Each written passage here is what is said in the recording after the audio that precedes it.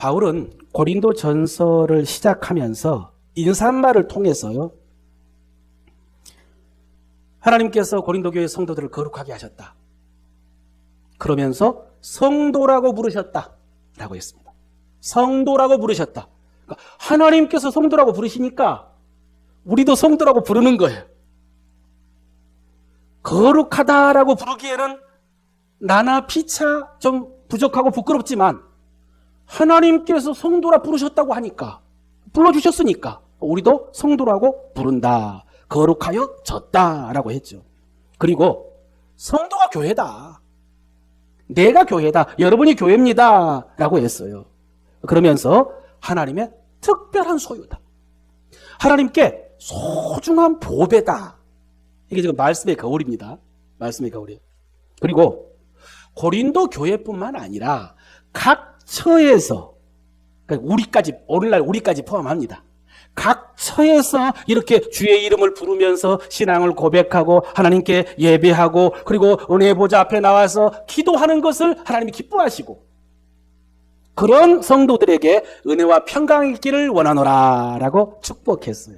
지난 시간 딱 거기까지 했습니다.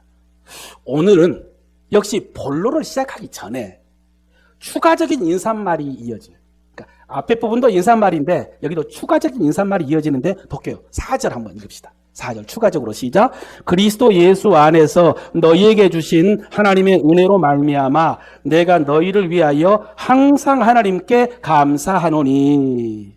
여러분, 제가 이 말씀을 묵상하면서 우리 성도들이 이렇게 성숙했으면 좋겠다라고 생각하면서 좀 눈물이 글썽했어요. 우리 성도들이 이렇게 성숙했으면 좋겠다. 사실 큰 욕심 없어요.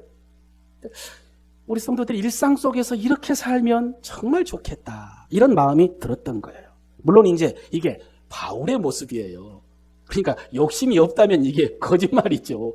바울과 같았으면 좋겠다. 이런 기대인데 뭐냐? 그리스도 예수 안에서 먼저는요, 하나님 주신 은혜를 알고 있는 거예요.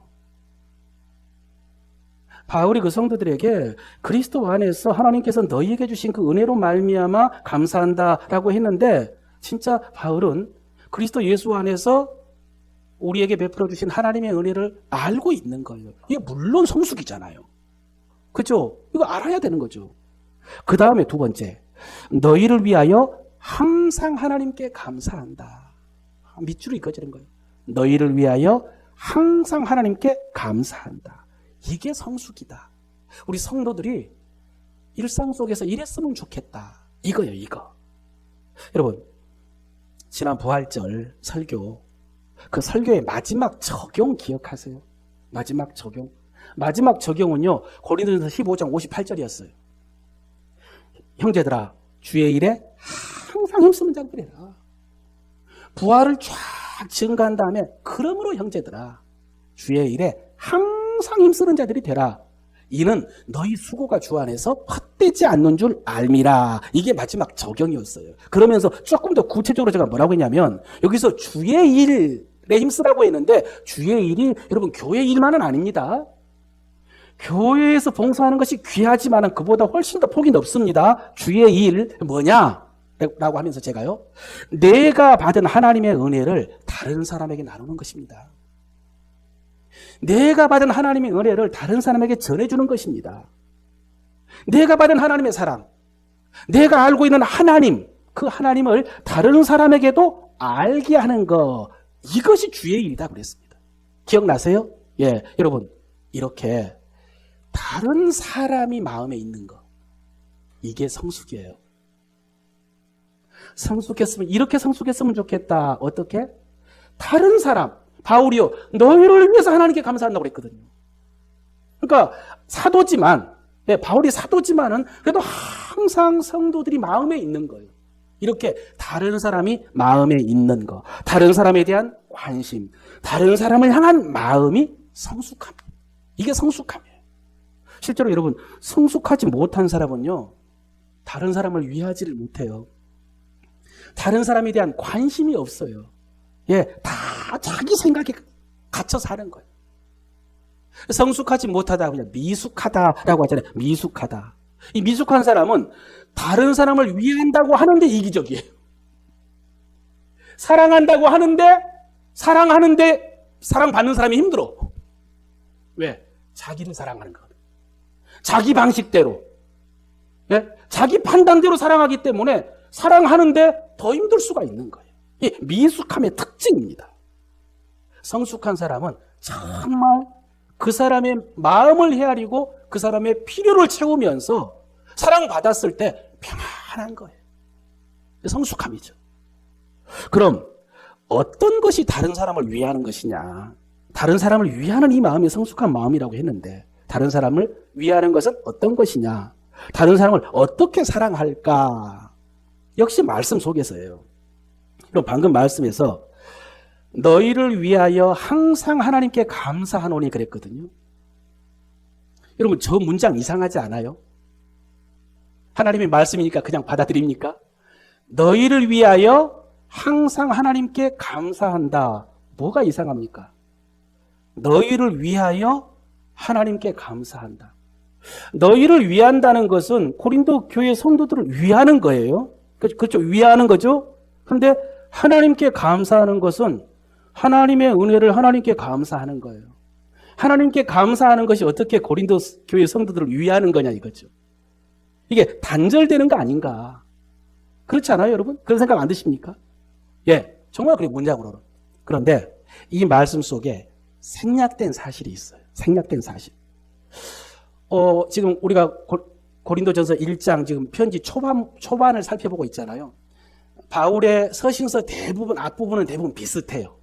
예, 그래서 똑같이 편지를 시작하면서 너희를 위해서 하나님께 감사한다 이런 표현이 어디가 있는가 찾아보니까요 골로새서에가 있더라고요. 자, 골로새서 1장 3절 한번 읽어볼게요.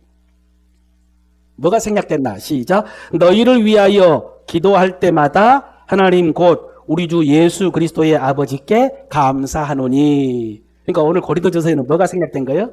기도할 때마다 너희를 위해서 하나님께 감사한다. 저는 이게 이상하다고 그랬어요. 뭐 완전 틀린 것은 아닌데 뭔가 빠졌는데 라고 했는데 정말 골로새서를 보니까 너희를 위해서 기도할 때마다 너희를 위해서 기도할 때마다 항상 하나님께 감사한다. 여러분 어떻게 다른 사람을 위한다고요? 기도하는 거예요. 기도하면서. 예, 기도하는 것이 다른 사람을 위하는 거예요. 기도하면서 또 하나님께 감사하는 거예요. 여러분, 기도하는 믿음은 성숙한 믿음이죠. 그렇죠. 예, 아직도 기도가 어렵다. 기도가 세팅이 안 된다라고 하면요, 미숙한 거예요. 이거 뭐 두말할 것도 없어요. 미숙한 거예요. 기도하는 믿음은 성숙한 믿음입니다. 그런데 기도는 하는데 기도가 세팅이 됐는데 그런데 자기를 위해서만 기도한다? 그럼 아직 미숙한 겁니다. 자기를 위해서만 기도한 것은 아까 이기적이다라는 것과 비슷한 거예요. 예, 우리는 다른 사람을 위해서도 기도하는 성숙에까지 이르러야 되는 거죠. 그렇죠? 예. 그리고 다른 사람을 위해서 기도하면서 뭐 한다고요? 감사한다. 그렇죠. 기도한다. 다른 사람을 위해서 기도한다. 위에서 기도하면서 뭐 한다? 감사한다. 여러분 이게 쉬운 일입니까? 다른 사람을 위해서 기도하면서 그 기도 가운데 그들로 인해서 하나님께 감사하는 게 여러분 정말 쉽습니까? 다른 사람을 위해서 기도하는 게 절대로 쉽지 않을 것입니다. 여기까지 성숙해야 되는 거예요. 예. 그런데 목사님 감사할 게 없으면요. 감사가 안 되면 어떡합니까? 저는 또 거기까지 생각했어요. 스스로 질문했죠. 감사가 안 되는 사람이 있을 것 같은데 어떻게 해야 되나? 퍼뜩 성령께서 생각나게 해주신 말씀이 있었어요. 뭐예요? 2주 전에 정료주일날 주셨던 말씀 가운데 주님이 십자가 위에서 뭐 하셨어요? 용서하는 기도를 하셨어요. 그렇지. 감사하는 기도가 안 되면 무슨 기도라도 해라? 용서하는 기도라도 해라. 용서하는 기도라도 해라. 아버지 저들을 사하여 주옵소서 자기들이 하는 일을 알지 못함이니이다. 여러분 그렇죠. 여러분 사실요 감사가 안 되는 사람 뭔가 맞지 않는 거고, 맞지 않는 정도가 아니라 사실은 내가 해를 받은 거예요. 상처를 받은 거예요. 그러니까 감사가 안 되고 용서하기가 참 힘든 것이거든요. 근데 그런 사람들의 공통점이 뭐냐면 자기들이 하는 것을 알지도 못합니다. 그렇잖아요? 자기들이 잘못하고 있는데 잘못하고 있는 것을 알지를 못해요. 잘한다고 생각하는 거예요. 옳다고 생각하는 거예요. 그걸 고집하고 있죠. 그렇죠. 그러니 그런 사람하고 대화를 하면 대화가 됩니까? 그렇죠? 잘 안 되죠. 납득을 안 해요. 수용을 하지 않습니다. 우리가 어찌할 수가 없어요. 그럼 어떻게 합니까? 우리는 그렇죠. 용서하는 기도를 해야죠. 아버지, 사하여 주옵소서. 알지 못함이니이다. 그러면 그때 주신 약속이 뭐였냐면, 그렇게 우리가 용서하는 기도를 했을 때에 하나님께서 특별한 회개의 기회를 주셔서 깨닫고 돌이키게 하실 수 있다. 모든 사람이 다 그런 것은 아니지만은 적어도 우리가 용서의 기도를 했을 때에 하나님께서 우리의 기도를 들으시고 분명히 회개의 기회를 주실 것이다. 그래서 당시에 예수 십자가 못 박혔을 때에 지진이 일어나고 하늘이 어두워지고, 그렇죠. 여러분, 이게 회개의 기회였다. 그러니까 백부장들이, 그리고 제가 여러분 그날은 백부장만 이야기를 했었는데요, 예루살렘 사람들이 가슴을 치면서 돌아갔다 그러더라고요. 예수님 제자들 따르는 사람들 말고. 예, 그렇게 해서 회개의 기회를 주실 것이다 라고 했습니다. 분명히 그럴 것입니다. 그래서 막 땅을 진동케 하고 하늘의 권능이 흔들리고 마음의 번민이 일어나고, 안 되면 뭐 육체의 가시를 통해서라도 하나님께서 회개의 기회를 주실 것이다 라고 했습니다. 그러니 여러분, 감사의 기도가 안 되면 용서의 기도라도 하시기를 바랍니다.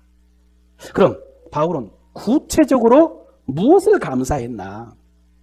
여러분, 넓은 이유로는요, 그리스도 예수 안에서 너희에게 주신 하나님의 은혜에 대해서 감사했어요. 근데 그게 구체적으로 뭐냐? 5절이에요.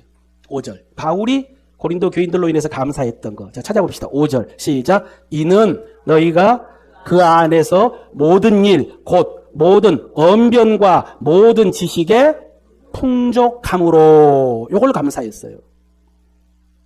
고린도 교회에 모든 언변, 모든 지식이 풍족한 것을 하나님께 감사했다.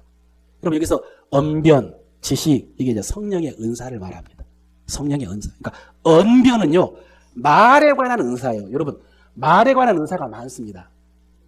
성령의 은사 가운데 말에 관한, 말로 인해서 분류할 수 있는 은사가 많습니다. 또 지식으로 분류할 수 있는 은사가 많아요. 우리가 잘 아는 것처럼 고린도 교회에 은사가 참 많았거든요. 은사, 성령의 은사가. 그래서 에베소서 속에도 은사에 대한 부분의 말씀이 있어요. 로마서 속에도 은사에 대한 말씀이 있어요. 그런데 은사에 대한 말씀이 가장 많은 성경은 고린도전서예요. 얼마나 많으냐? 12, 13, 14장까지 있어요. 12장 은사장이에요. 신령한 것에 관하여 너희가 알지 못함을 원치 아니하노라 라고 하면서 은사에 대해서 말하고, 13장이 사랑장으로 알고 있지만 은사장이에요. 은사 설명하면서 사랑 이야기한 거예요. 14장 예언과 방언 이야기하는 거예요. 그러니까 은사에 대해서 가장 많이 말한 것은 고린도전서예요. 왜? 고린도 교회에 은사가 많았거든요. 은사가 많았기 때문에. 예. 그 은사 가운데 언변에 관한 것은 아까 말씀드린 것처럼 방언, 통역, 예언, 지혜의 말씀, 이런 것이 이제 언변에 관한 은사고요. 지식에 관한 은사는 지식의 말씀, 영분별, 이것도 지식이거든요. 지혜, 가르침, 다스림, 이게 다 지식으로 분류할 수 있는 은사들인 거예요. 그러니까 바울은 하나님께서 고린도 교회에 이런 은사들을 많이 주신 것으로 인해서 하나님께 감사했다라고 한 거예요. 자, 그럼 6절 읽겠습니다. 시작. 그리스도의 증거가 너희 중에 견고하게 되어. 그리스도의 증거가 너희 중에 견고하게 되었다. 고린도 교회 성도들이 주님에 대해서 확신을 갖게 되었다는 거예요. 확신을. 한마디로 복음에 대해서, 구원에 대해서, 진리에 대해서 확신을 가졌다. 그렇다면 여러분, 좀 어려운 질문인데, 고린도 교회는 어떻게 확신을 갖게 되었을까요? 어떻게 그리스도에 대한 증거가 견고하게 되었을까? 여러분, 5절, 6절을 이어서 읽어볼게요. 질문 기억하세요. 어떻게 견고하게 되었을까? 5절, 6절 함께 읽습니다. 시작. 이는 너희가 그 안에서 모든 일, 곧 모든 언변과 모든 지식의 풍족함으로 그리스도의 증거가 너희 중에 견고하게 되어. 어떻게 견고하게 됐어요? 언변과 지식이 풍족함으로 그리스도의 증거가 견고하게 되어. 저도 지금까지 그렇게 알고 있었어요. 지금까지 이렇게 알고 있었어요. 이 말씀은 당연히 그렇게 알 수밖에 없는 거예요. 그냥 보면 한글 성경으로 보니까. 그런데 이번에 조금 깊이 연구를 하면서 이게 반대라는 사실을 알게 된 거예요. 그러니까 조금만 좀 달랐어도 이 특별히 언급할 필요가 없는데 이게 반대인 거예요. 무슨 말이냐면 언변과 지식의 은사가 풍성하게 나타나서 그리스도의 증거가 견고하게 된 것이 아니라 반대로 6절이 5절로 그리스도의 증거가 견고하게 되어서 모든 언변과 지식에 풍족하게 됐어요. 여러분, 이걸 알았는데 어떻게 전하지 않을 수가 있어요? 지금 생각하고 있는 거죠? 그렇죠? 제가 무슨 말씀하는지 이해는 했죠? 이해했죠? 근데 여러분, 이거 제 말을 믿으세요. 한글 성경으로는요, 언변과 지식이 풍족해가지고 그리스도의 증거가 견고하게 된 것처럼 번역이 되었는데, 아니에요. 원어로 연결해보니까 그리스도의 증거가 견고하게 되어서 언변과 지식에 풍족하게 된 거예요. 그리고 나니까 무릎이 쳐진 거예요. 그렇구나. 고린도 교회에 그런 풍성한 은사가 나타난 것은요, 복음에 대한 확신, 진리에 대한 확신이 기초였던 거예요. 확인했어요, 제가. 그렇다면 여러분, 다시 그들은 어떻게 그리스도의 증거가 견고하게 되었을까? 어떻게 복음에 대해서 그렇게 확신할 수 있었을까? 아주 단순한 거예요. 바울이 처음 복음을 전할 때 잘 전했을 거예요. 제대로 전했을 거예요. 그러니까 여러분, 이게 이제 시제로 말하면 이제 과거 완료거든요.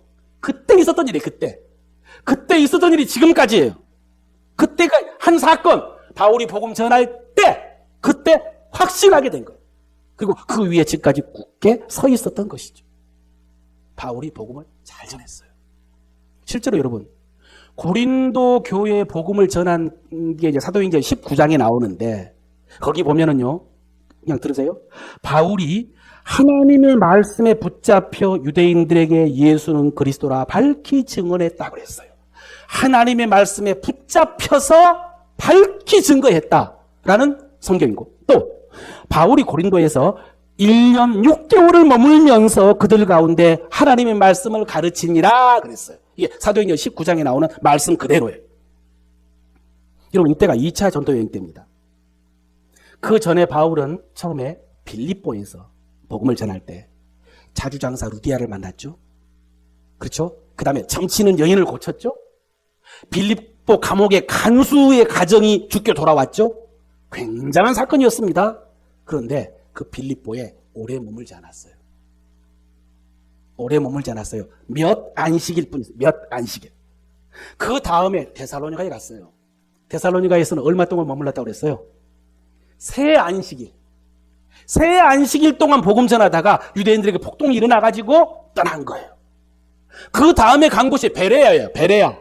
베레아는 더 짧게 머물렀을 거예요. 어쩌면 일주일 머물렀을 수 있어요. 안식일 한 번. 그렇게 복음을 전했는데 고린도에 와가지고는요, 이례적으로 1년 6개월. 그러니까 이게 비교가 안 되잖아요. 빌립보, 데살로니가, 베레아, 아덴도 있었는데 잠깐이에요. 그리고 고린도에 와가지고 1년 6개월 동안 머물러서 복음을 전하고 가르쳤기 때문에, 그러니까 그 성도들의 믿음이 견고해진 거예요. 그리고 그 견고한 믿음의 기초 위에 성령의 은사가 풍족하게 임한 것입니다. 이게 흐름이에요. 그럼 이게 왜 중요하냐? 여러분도 성령의 은사 사모하시죠? 성령의 은사 받고 싶으시죠? 받고 싶으시죠? 또 내가 받은 은사, 성령께서 내게 주신 은사를 알고 싶으신 것이죠. 그렇죠. 여러분, 성령의 은사를 사모하며 받으려고 하면 보통 어떻게 합니까? 기도. 그렇죠. 바로 기도가 나온 거예요. 맞습니다. 성령의 은사와 기도는요, 뗄 수가 없어요. 기도해야 돼요. 기도하지 않고는 불가능합니다. 특히 이제 방언으로. 방언도 은사지만은, 그러나 방언은요, 은사로 들어가게 하는 문과 같은 것이라서 계속 방언으로 기도할 때에 그 다른 은사들이 드러나고 활성화된다고 그랬어요. 그러니까 방언으로 더 많이 기도라고 그랬죠. 그런데 이제 오늘 본문은 그 기도 외에 한 가지를 말하는데 뭐라고요? 말씀으로 인한 확신. 들으셨어요? 예, 말씀으로 인한 확신. 진리를 제대로 알고 확신해야죠. 그저 기도만 해서는 안 된다는 거예요. 그래야 성령의 은사가 바르게 풍족하게 나타난다고 하십니다. 사랑하는 성도 여러분, 이 역사가 여러분에게도 풍성하게 나타나기를 바랍니다. 아까 우리가 기도한 것처럼요, 우리 교회에 풍성하게 나타나기를 바랍니다. 여러분에게 이 사모함이 있으시기를 바랍니다. 진짜 바라는 건 이거예요. 사모함이 있어야죠. 사모함이. 이거 포기해버리면 안 되잖아요. 무관심해버리면. 그럼 왜 이게 사모해야 되냐? 왜 이게 중요하냐? 그 다음 말씀이에요. 복음에 대한 바르고 분명한 확신과 그 위에 은사의 풍성함이 7절로 이어지는데, 오늘 딱 7절까지만 할 거예요. 7절로 이어지는데 7절 읽어볼게요. 7절 시작. 너희가 모든 은사에 부족함이 없이 우리 주 예수 그리스도의 나타나심을 기다림이라. 바울의 감사는 여기까지예요. 언변과 지식의 풍성함, 그 그리스도에 대한 증거의 확실함, 그렇게 해서 너희가 은사의 부족함이 없이 우리 주 예수 그리스도의 나타나심을 기다림이라. 이것 때문에 바울이 하나님께 그렇게 감사했던 거예요. 고린도 교회 성도들로 인해서. 여러분, 이게 고린도 교회 성도들이 이렇다라는 말씀이지만은 동시에 오늘 우리도 이래야 한다는 말씀이잖아요. 그렇죠. 이 말씀은 오늘 우리에게 이래야 된다고 가르쳐주는 말씀이에요. 먼저 우리도 주 예수의 나타나심을 기다려야 돼요. 기다려야 돼요. 먼저 우리도 이래야, 주의 재림을 기다려야 돼요. 여러분, 재림. 지난 부활절 설교의 핵심 가운데 한 가지가 재림이었어요. 부활절이었지만 사실 재림에 대한 설교를 더 많이 했어요. 왜냐하면 우리 부활이 언제 이루어진다? 재림 때 이루어지니까. 죽으면 천국 가는 게 부활이 아니라고 그랬잖아요. 그죠? 주님이 오실 때 그때에 영이 와서 몸이 일어나고 그래서 부활의 몸을 입는 거, 이게 부활이라고 했어요. 그때 우리 구원이 최종적으로 완성된다고 그랬죠. 천국은 그때 이루어지는 것이라고. 지난주에 그 설교를 했더니 한 번도 이제 그런 말씀을 못 들은 분들이 이제 헷갈린다고, 그런 거냐고, 그런 거라고. 산타크루스한테 애들 설명하듯이 그렇게 했지만은 사실은 그런 거라고. 예, 여러분, 재림 때, 주님 다시 오실 때에 우리 모든 구원이 완성이 되어지고 천국에 간다면 그때 가는 곳이 천국이에요. 그때 가는 곳이 천국이라 그랬어요. 여러분, 그렇게 해서 새하늘과 새 땅, 새 예루살렘이 임한, 그럴 것이기 때문에 마지막 결론이 주의 일에 항상 힘쓰는 자들이 되라, 이렇게 지금 적용을 했지 않습니까? 근데 그때 제가 그날 성찬식도 있었고 또 할렐루야도 들었고 그러면서 설교를 다 하지 못한 부분이 두 부분이 있었어요. 근데 그 중에 한 가지가 주의 재림에 대한 말씀을 좀 더 전하지를 못했어요. 사실은 준비되고 주신 말씀이 있었는데. 좀 들어보세요. 종말론 가운데 세대주의 종말론, 그냥 듣기만 들으세요. 그 종말론을 주장하는 사람들, 그 주장 가운데는요, 휴거, 666, 적그리스도, 세계 정부, 이런 것에 관심이 많아요. 그런 사람들, 세대주의 종말론자들, 또 종말론에 관심이 많은 분들도 방금 그런 데 관심이 많다고요. 여러분, 저는요, 그런 거 전면 부정하지 않아요. 전면 부정하지 않은데 문제는 뭐냐면 그런 사람들이요, 너무 지나치게 그것에 집중하는 거예요. 왜냐하면 우리는 십자가에 집중해도 되는데, 복음에 집중해도 되는데 우리를 구원하는 것은 십자가 복음이지 666을 믿느냐 안 믿느냐 휴거를 믿느냐 안 믿느냐가 우리 구원의 문제는 아니거든요. 십자가 복음 믿으면은 그 다음은 있든지 없든지 결국 자연스럽게 구원에 이르게 될 거예요. 그런데 이 종말론에 너무 심취하신 분들은 거기에 너무 관심이 있고 그래서 이제 그런 것을 가지고 공포심을 심어주는 거예요. 두려움을. 그러니까 이거 관심이 없으면은 마치 믿음에 문제가 없는 것처럼 그러니까 그런 분위기이기 때문에 저는 그런 거 별로 관심 있게 놔둬도 돼요. 크게 문제되지 않아요. 그런데 지난 코로나는 제가 분별했을 때는요 정말 엄청난 사건이에요. 그 코로나로 인해서 전 세계가 같은 전염병에 감염이 되고 그래서 전 세계가 그렇게 봉쇄되는 것을 보면서 가장 크게 느꼈던 것은 뭐냐면 요한계시록 성경에 나오는 그 여러 재앙들이 상징이 아니라 실제일 수 있겠구나.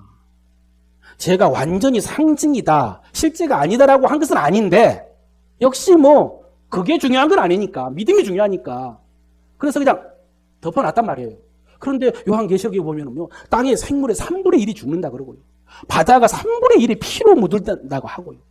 땅의 3분의 1이 막 불에 탄다 이런 그 재앙들이 많이 있는데 코로나를 겪으면서 그게 실제일 수 있겠다. 그런 생각을 제가 하게 된 거예요. 실제일 수 있겠다. 그리고 또 종말론의 중요한 주제 가운데 한 가지가 여러분 이스라엘은 정말 주님의 재림의 바로미터예요. 이스라엘은 잘 봐야 돼요. 그런데 그 종말론의 주제 가운데 이스라엘의 평화협정이라는 게 있어요. 종말론 속에 있어요. 적그리스도가 와가지고 이스라엘과 평화협정을 맺는다라는 게 있거든요.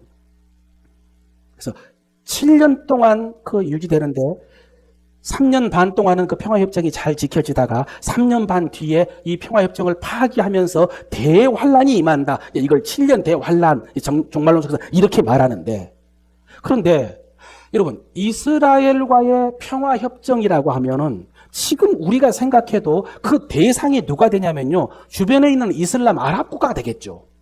지금은 원수처럼 싸우고 있는데 그런데 뭔가 적그리스도라는 어떤 탁월한 세상의 지도자가 와가지고 세상의 지도자로 군림하기 위해서는 인정받기 위해서는 절대 하나 되게 할 수 없을 것 같은 이스라엘과 아랍을 하나 되게 해가지고 평화롭게 만드는 그런 게 있을 수 있다는 것이죠. 그래서 이스라엘과 이 이슬람, 아랍의 평화협정이 대상일 것인데 그렇게 해서 이제 세대주의 종말론자들은 예루살렘에 성전이 지어질 것이라 그래요. 제3성전이 지어질 것이다. 그거 별로 관심이 없어요. 그런데 몇 년 전에요. 벌써 몇 년 오래됐죠. 그때 9.11 테러가 일어나고요. 최악이었죠. 그죠? 그리고 IS, 이슬람 국가라는 세력이 일어나가지고 기독교인들을 납치에다가 참수하는 동영상을 전 세계 공개를 끔찍했지 않습니까? 그렇죠.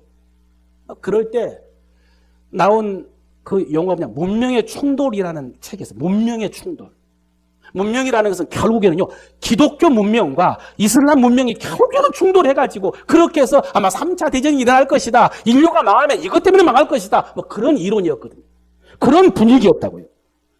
그러니까 그런 분위기 속에서 이스라엘과 이슬람이 평화협정을 맺는다? 그러니까 맺는다라고 하는데 이거 어느 세월에 지금 이런 분위기 속에서 그러니까 진짜 이런 일이 일어난다면 이건 진짜 종말에나 일어나겠구나. 어떤 신적인 적그리스도가 와서 그 일들을 할 때만 일어나겠구나. 이렇게 생각을 했단 말이죠. 그러니까 별로 관심이 없는 거죠, 이제. 그런데 최근에 이스라엘 상황 보세요. 최근에 이스라엘 주변의 환경들. 가자 지구에 하마스가 누구처럼 스스로 몰락을 한 거예요. 쉽게 말해서. 그렇죠?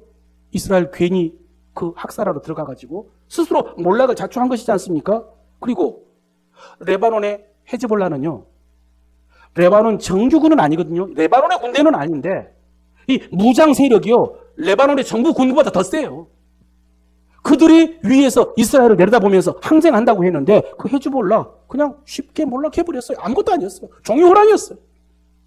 이란, 이스라엘에 미사일 공격했지만은 신용만 했어요. 생각해보니까요, 결과적으로 보니까요, 그렇게 위협이 되지는 못했어요. 현재까지는. 앞으로 어떻게 될지 모르겠지만.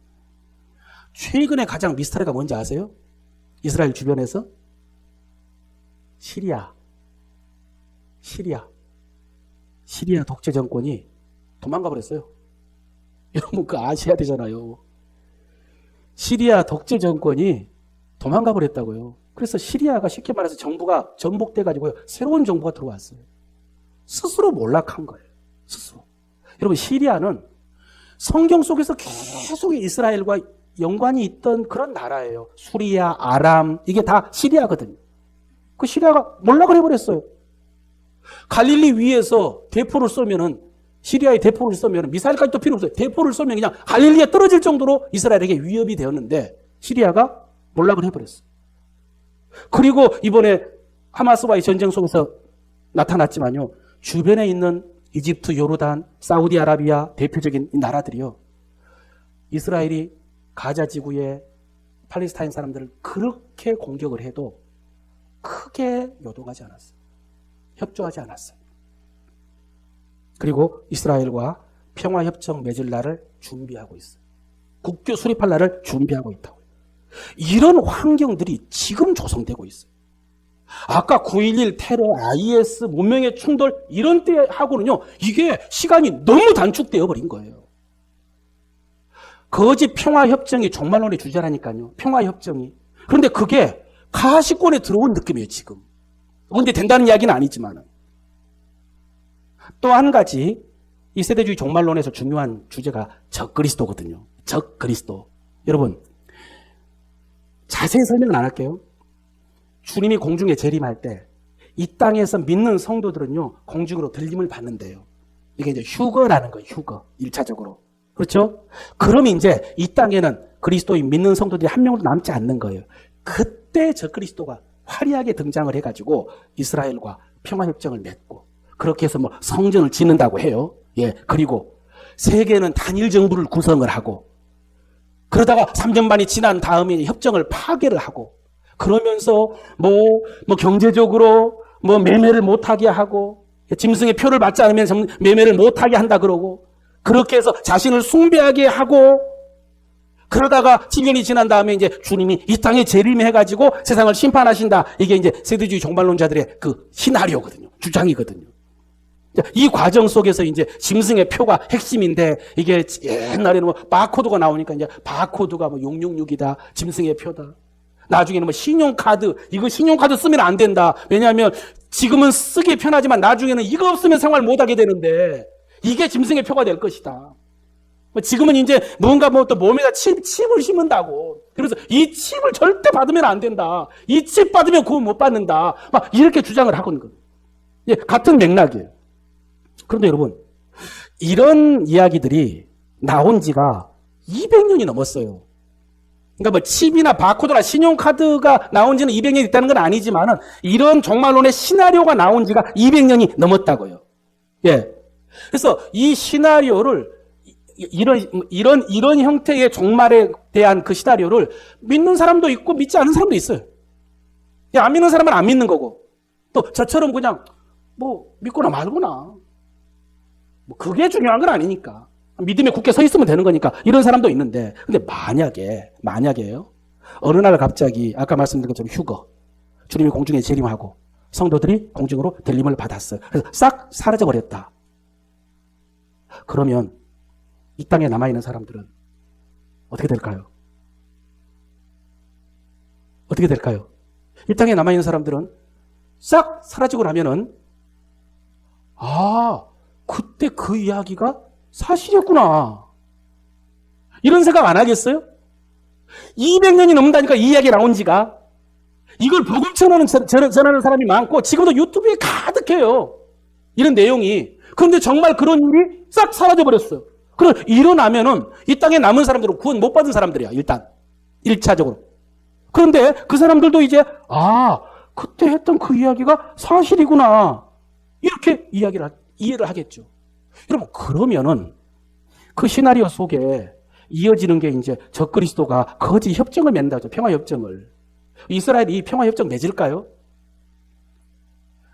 이게 사실이었구나 라고 알았어요. 그럼 이제 이게 평화협정이 거짓이라고 했는데 나중에 3년 반 지난 다음에 이거 깨진다고 했는데 자기를 숭배하라고 한다고 했는데 그럼 이게 알려져 버렸으니까 평화협정을 맺겠냐 이거죠. 적그리스도를 인정하겠느냐? 세계 단일 정부가 구성이 되겠냐?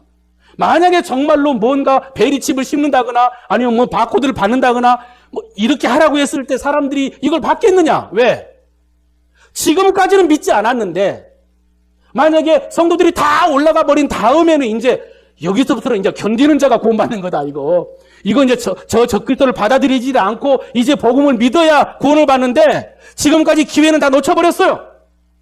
이제부터는 이제 환난을 당하면서 견뎌야 돼.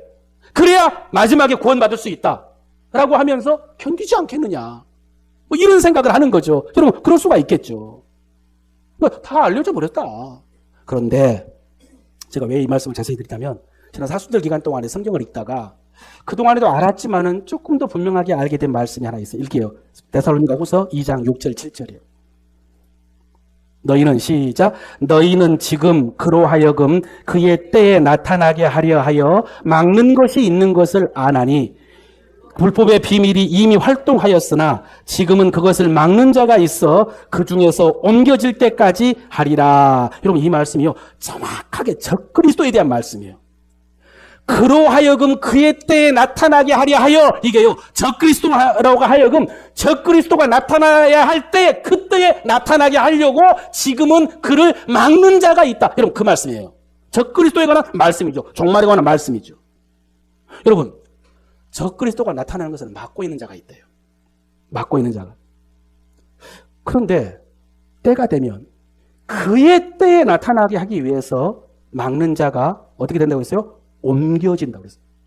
그 중에서 옮겨질 때까지는 막혀 있을 것이다. 그런데 옮겨지면 이제 막혀 있지 않겠죠. 이제 활동을 하겠죠. 역사하겠죠. 옮겨진다. 그럼 여기서 그동안 적그리스도를 막고 있는 자가 누구냐? 적그리스도의 활동을 막고 있는 것이 무엇이냐? 구체적으로 하나님께서 명령하신 거예요. 천사가 그것을 막고 있을 수 있어요. 근데 더 구체적으로는요, 교회예요. 이 땅에 교회가 있기 때문에. 이 땅에 교회가 진리를 전파하고 예배하고 기도하고 있기 때문에 그래서 적그리스도의 활동이 막혀 있는 거예요. 그의 때가 아직도 이르지 않았기 때문에. 그런데 그 막고 있던 것이 어떻게 된다고요? 옮겨진다. 여러분 이게 휴거라면 이게 옮겨져 버리면 그냥 살짝 피해 준 게 아니잖아요. 없어져 버린 거예요.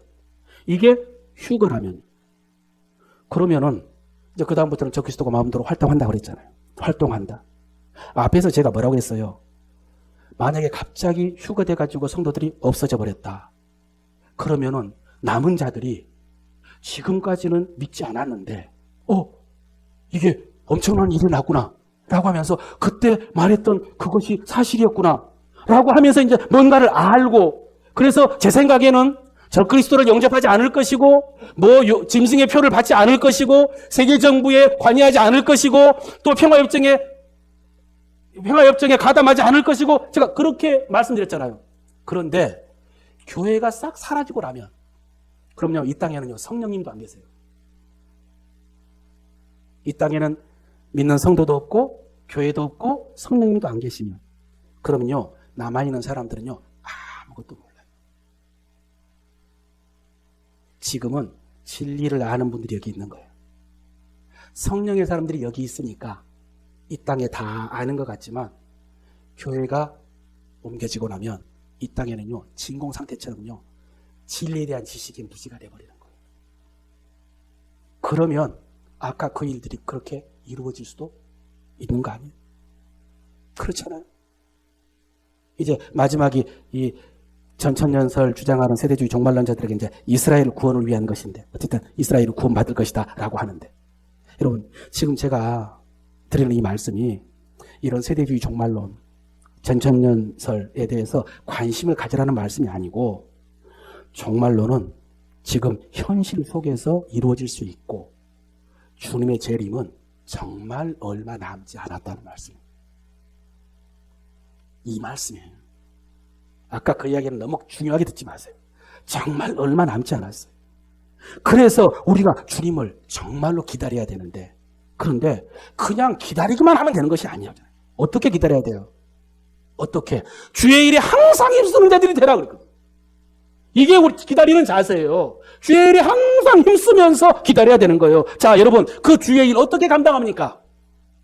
무엇으로 감당합니까? 성령으로 감당하는 거예요. 그 주의 일 감당하라고 성령 주신 거예요. 성령의 은사는 주의 일을 하라고 주신 거예요. 여러분, 성령의 은사는 우리가 잘 아는 달란트에 비유해서 달란트와 같은 거예요. 달란트 가지고요, 일해서 남겨야 되는 거예요. 성령의 은사 활용해서 주의 일을 해가지고요, 열매 맺어야 되는 거예요. 그런데 이 은사를 모른다. 그것은 묻어둔 사람하고 똑같은 거죠. 자기 달란트 묻어둔 종과하고 똑같은 것이죠. 책망받을 거예요. 우리는 은사를 사모해야 돼요. 여기서부터 나온 말씀이에요, 지금. 우리는 은사를 사모해야 돼요. 어떻게 은사가 풍성하게 주어진다고요? 진리의 증거가 견고할 때. 우리의 진리의 증거가 견고할 때 그 위에 하나님의 은사가 풍성하게 부어질 거예요. 그러므로 여러분, 말씀에 주목하세요. 말씀에 순종하십시오. 내 지식, 내 경험, 내 감정, 내 가치관, 옛사람을 십자가에 못 박고 그 말씀 앞에 내 마음과 삶을 맡기세요. 그리고 열심히 기도하면서, 그럴 때 여러분, 이건 진짜 하나님의 약속입니다. 하나님의 은사가 풍족하게 부어질 것입니다. 그 은사로 사명 감당하다가 주님 오실 때 영광 가운데 나아가는 저와 여러분 되시기를 축원합니다.